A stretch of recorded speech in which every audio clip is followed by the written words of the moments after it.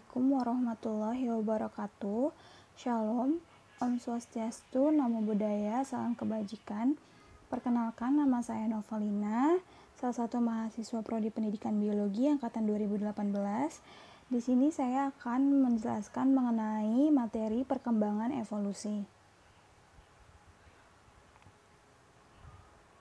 Charles Darwin adalah ilmuwan pertama peletak dasar-dasar ilmiah teori evolusi, karena telah banyak terbukti mapan menghadapi pengujian ilmiah. Maksudnya di sini adalah sebenarnya Darwin ini bukan merupakan orang pertama yang menyampaikan gagasan evolusi, namun sebenarnya biologi evolusioner yang telah berakar sejak zaman Aristoteles dan yang lainnya. Namun kalau konteks evolusi diangkat ke dalam suatu tema diskusi, nah sosok Charles Darwin inilah yang akan selalu hadir menjadi tokoh sentral di dalamnya. Mengapa demikian? Karena Darwin merupakan orang pertama yang mampu menyajikan kasus-kasus yang meyakinkan mengenai evolusi. Nah, secara ilmiah, teori evolusi ini dikemukakan oleh Charles Darwin yang ditulis dengan buku yang berjudul The Origin of Species by Means of Natural Selection or the Preservation of Favored Race in the Struggle for Life, yang edisi pertamanya dengan judul The Origin of Species yang diterbitkan pada 24 November 1859. Nah, secara garis besar, teori ini menyatakan bahwa makhluk hidup yang ada di dunia sampai dengan saat ini merupakan hasil perkembangan dari makhluk yang telah ada sebelumnya, baik yang menyangkut struktur maupun fungsi, secara turun-temurun dari generasi ke generasi. Dengan demikian, perubahan yang merupakan hasil perkembangan itu berlangsung dalam waktu yang amat panjang, yaitu jutaan tahun seiring dengan evolusi alam semesta. Nah, apa sih makna evolusi sekarang ini? Evolusi sebagai cabang biologi dalam rumpun sains adalah ilmu yang mempelajari tentang perubahan yang terjadi secara berangsur-angsur menuju kesesuaian dengan waktu dan tempat. Sebagai ilmu pengetahuan, kajian evolusi didasarkan atas data keanekaragaman dan keseragaman makhluk hidup dalam tingkat komunitas dan kemudian dalam perkembangan berikutnya didukung oleh data-data penemuan fosil, sehingga tidak pernah dapat menerangkan dengan lengkap apa yang pernah terjadi pada masa lampau. Contoh fosilnya di sini ada trilobit atau trilobita, adalah kelompok fosil antropoda laut yang sudah punah kira-kira 521 juta tahun yang lalu. Lalu yang sebelah kanan ada fosil tanaman rumput laut yang berusia 1 miliar tahun. Nah, di sini kita akan membahas perkembangan teori evolusi. Ada 3, yaitu masa pra-Darwin, masa Darwin, dan masa pasca-Darwin. Masa pra-Darwin terbagi menjadi masa fiksisme dan masa transformasi. Masa Darwin terbagi menjadi 2 juga, yaitu masa seleksi alam dan masa teori genetika. Dan yang terakhir ada masa pasca-Darwin, yaitu masa mikroevolusi. Yang pertama ada masa pra-Darwin. Pada masa pra-Darwin ini, teori evolusi organik memperkirakan bahwa sejak kehidupan muncul di bumi, telah terjadi suatu proses berkesinambungan. Organisme yang hidup berasal dari bentuk-bentuk sebelumnya. Variasi-variasi yang besar adalah sebagai hasil respon makhluk hidup terhadap perubahan lingkungan. Respon ini berupa perubahan struktur dan fungsi tubuh makhluk individu hidup yang kemudian dilangsungkan kepada generasi selanjutnya melalui suatu proses perwarisan sifat yang telah mengalami perubahan itu. Nah, pada masa pra-Darwin ini dapat digolongkan menjadi 2 tahapan, yaitu masa fiksisme dan yang satu lagi adalah masa adaptasi atau transformasi.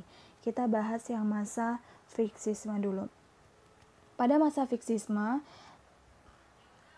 tokoh-tokoh yang terdapat adalah Aristoteles, Plato, Leeuwenhoek, Cuvier, Linnaeus, Buffon, dan Hooke, yang pemikirannya memiliki kedekatan dengan mitos sehingga pendapatnya juga lebih bercorak sebagai fiksi ilmiah. Nah, konsep-konsep utama yang berkembang masa itu antara lain, yang pertama, sampai abad ke-18, paham yang berkembang adalah bahwa organisme adalah sebagai ciptaan Tuhan, sehingga dalam bahasa biologi tentang asal-usul kehidupan disebut sebagai teori ciptaan khusus atau the special creation.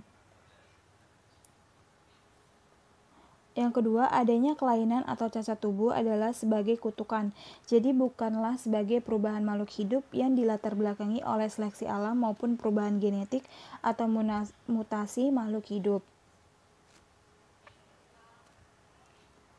Lalu yang kedua ada masa adaptasi dan transformasi yang tokohnya di mana ada Hutton, Malthus, Lamarck, dan Lyell. Lamarck adalah biologiwan Prancis yang dikenal karena pendapatnya dalam teori tentang evolusi kehidupan. Dia menyatakan bahwa perbedaan antar individu terjadi karena kebiasaan atau latihan-latihan yang dilakukan individu tersebut. Hal yang diperoleh melalui latihan dapat diturunkan kepada anaknya. Nah, contohnya ini adalah jerapah. Nah, di sini Lamarck berpendapat bahwa panjang leher jerapah yang kita lihat saat ini merupakan akibat dari adanya evolusi.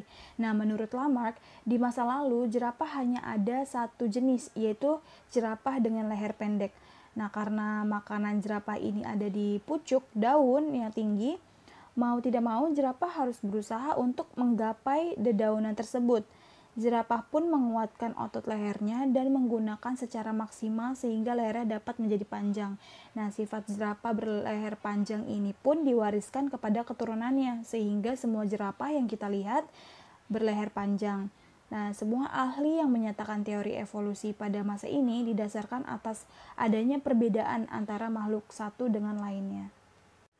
Yang kedua ada masa Darwin. Masa Darwin dapat digolongkan menjadi dua tahapan. Yang pertama ada masa seleksi alam. Tokohnya ada Darwin dan Wallace. Yang pertama, organisme di bumi yang beraneka ragam itu merupakan hasil dari seleksi alam. Nah, kondisi alam yang selalu berubah atau dinamik, baik yang berupa faktor abiotik maupun biotik, adalah sebagai penyeleksi. Individu yang mampu menyesuaikan diri karena kuat, tahan penyakit dan sebagainya, terdapat perubahan alam akan dapat bertahan hidup. Sedangkan yang tidak mampu akan terseleksi atau mati. Nah, struktur dan fungsi tubuh makhluk yang telah lolos dari seleksi merupakan sifat yang akan diwariskan kepada generasi penerusnya. Menurut Charles Robert Darwin, Darwin mempelajari variasi yang terdapat pada berbagai burung jenis merpati yang dipelihara atau didomestikasi oleh para penggemar burung di Inggris. Darwin menentukan berbagai variasi seperti merpati gundul, merpati jambul, merpati pos, merpati ekor merak, pouter, dan sebagainya. Waktu itu Darwin menganggap bahwa variasi itu adalah spesies, padahal ini tidak betul setelah ditemukan definisi spesies.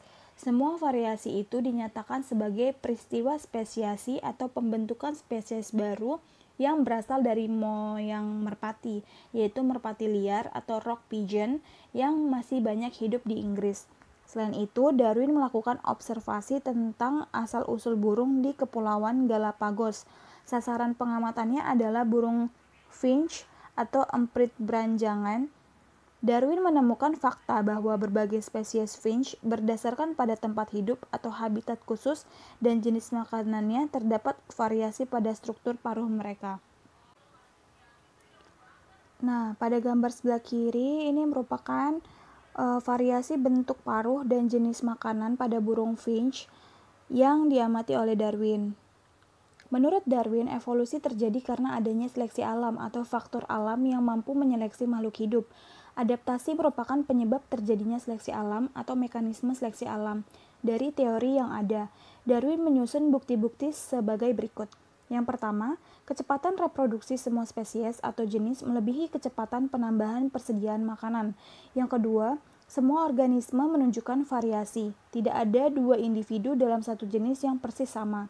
Yang ketiga, semakin banyak individu memiliki peluang untuk hidup, tetapi karena keterbatasan makanan, tiap individu harus berjuang mempertahankan hidup yang didukung oleh ukuran tubuh, kekuatan, kemampuan lari, atau ciri apapun untuk bertahan yang menyebabkan individu punya kelebihan terhadap yang lain. 4 ciri yang mendukung kemampuan bertahan hidup akan diwariskan kepada generasi berikutnya. Kelima, sepanjang masa geologik, variasi-variasi yang mampu bertahan akan menghasilkan perbedaan yang kian nyata, dan terbentuklah jenis baru. Nah, untuk tokoh Alfred Russel Wallace itu sendiri, ia juga menyatakan persetujuannya pada konsep survival of the fittest atau siapa yang kuat dia yang menang, seperti yang dikemukakan oleh Darwin tersebut. Selanjutnya ada masa teori genetika, di mana tokohnya itu ada Mendel, ada De Vries, ada Chernoff, ada Bateson, dan ada Weismann. Yang pertama ada Gregor Johann Mendel. Hukum pewarisan sifat, pengkajian kembali karya Gregor Johann Mendel mengenai genetika yang tidak diketahui oleh Darwin dan Wallace dikemukakan oleh Hugo de Vries untuk menjelaskan tentang pewarisan sifat makhluk hidup kepada keturunannya. Yang kedua, ada de Vries dan Chernoff menguatkan kembali hukum Mendel melalui penelitian-penelitian yang dilakukan. Pada masa Darwin, teori genetika dan teori evolusi merupakan dua disiplin ilmu yang berkembang bersama dan terpisah satu dengan lainnya tanpa ada sangkut pautnya.